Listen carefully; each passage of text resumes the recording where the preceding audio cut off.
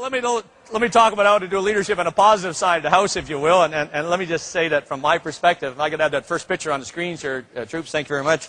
Let me just say from my perspective, if you have 50 points of leadership or 100 points of leadership, there's only one that you really need to remember in order to ensure that you are going to have the best chance of being successful, and that is a simple little rule that leadership is all about people. Leadership is all about people. It is not about technology, and it is not about structure and organization and appointment and rank and risk management and process, although those things can contribute or detract to you as your ability or work as a leader. But it is about recognizing that you are dealing with people who have dreams and aspirations, people who get up in the morning and actually want to succeed. Have you ever met, for example, anybody get up in the morning and said, "Today I really want to pooch it badly"? You haven't, have you? I mean, people want to succeed, and your job as a leader is to enable them to meet their aspirations and their goals. And you have to remember in those people emotional dreams and fantasies and aspirations and insecurities and abilities and lack of abilities, that they are ordinary people who, if you as a leader look after them and enable them and inspire and motivate and sustain and equip them, they can accomplish extraordinary things. It's a pretty incredible thing to be a part of as a leader. If you remember that, it's all about people, you will be successful as a leader or have the best chance of being. And I use this picture right here just to make that point. First of all, I think it's the best picture of a Canadian flag that I've ever seen in my life. I actually love that Canadian flag with that absolutely scarlet maple leaf and the bars on the side and the pure white background to it, hanging over the Pacific Ocean in this case. But the guy in the picture is a guy named Conrad Cowan, and he brought it home to me all the time about it is all about people as a leader. Conrad is a search and rescue technician, and his job, along with about 150 others across Canada, is to rescue Canadians when they get in difficult circumstances and their life is threatened, or they are hurt and their life is threatened. 65% of the time, by the way, Canadians are in those circumstances because they're stupid. That is to say, they go drinking, they drive onto the ice with their pickup truck, like I happened up just north of Toronto a couple of years ago. The ice breaks away, helicopter comes in to pick them up, and they throw rocks and ice at the helicopter to drive it away because they don't want to lose their pickup truck through the ice, so they risk their life. These young guys and gals go out and do rescues every day that would make your eyes water. And Conrad and his crew were operating from Comox, British Columbia, and Vancouver Island. They got a call one day in February of last year, late February of last year. A man, had been climbing in the Rocky Mountains in February, late afternoon, by himself. Pretty stupid thing to do. The only preparation he had really made was that his cell phone batteries were charged. When he was climbing, part of the rock broke away. He slipped and fell down a crevice, was severely injured, was bleeding, losing body fluids. Temperature was just below zero.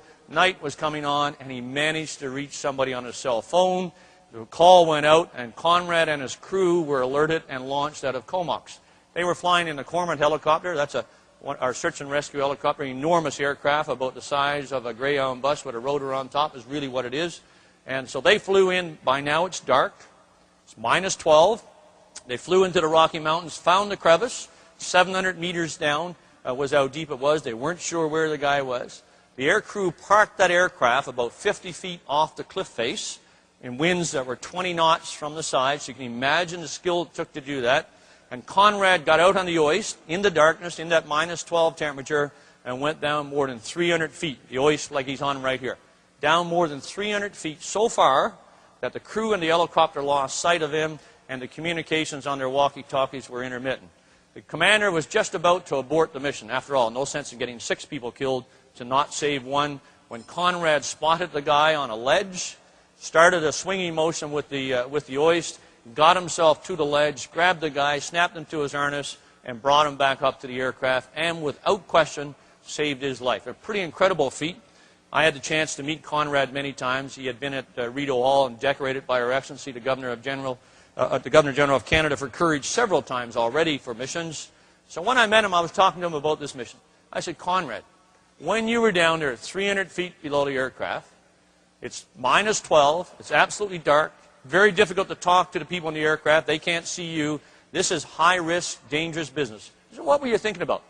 You know what he said? He said, sir, all I could think about was, when my wife hears about this, she's going to kill me. And you know, I thought to myself, what a perfect answer.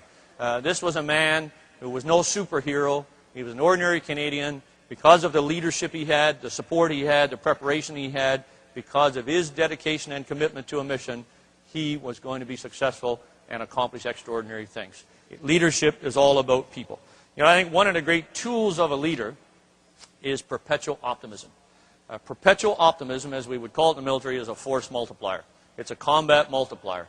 And I would say to you as a leader, if you're going around feeling like the weight of the world is on your shoulders, presenting that image to the people that you lead or work with, that your lip is dragging the ground, your shoulders are bent, you're close to breaking, you've lost faith in your job, your mission, or lost confidence in what you are doing, within 24 hours, the people that you lead will look exactly the same way, and you will be on the road to failure.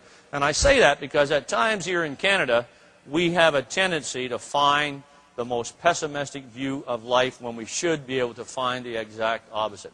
And just stop for a second and think about the great country in which we live, right?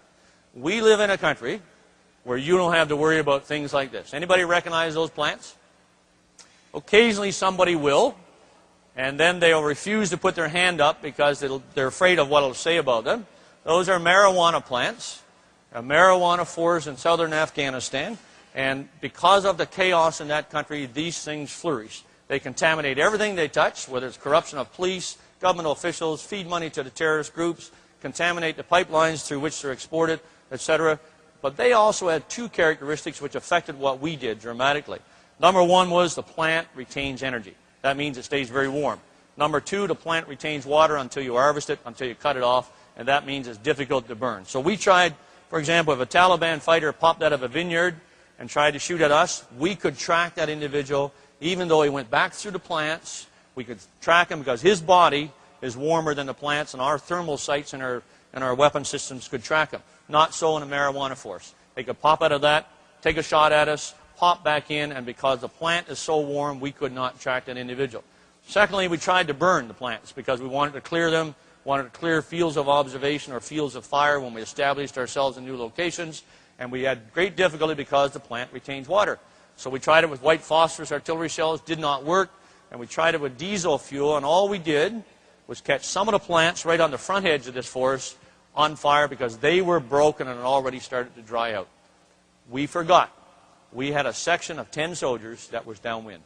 And it took us the next 3 weeks to catch up with the orders for munchies from these guys when they came back into when they came back to the outpost. And we now have 10 soldiers who will never pass another drug test in the Canadian Forces in their entire life. We don't have to put up with that kind of chaos in our great country because we live in Canada, best country in the world.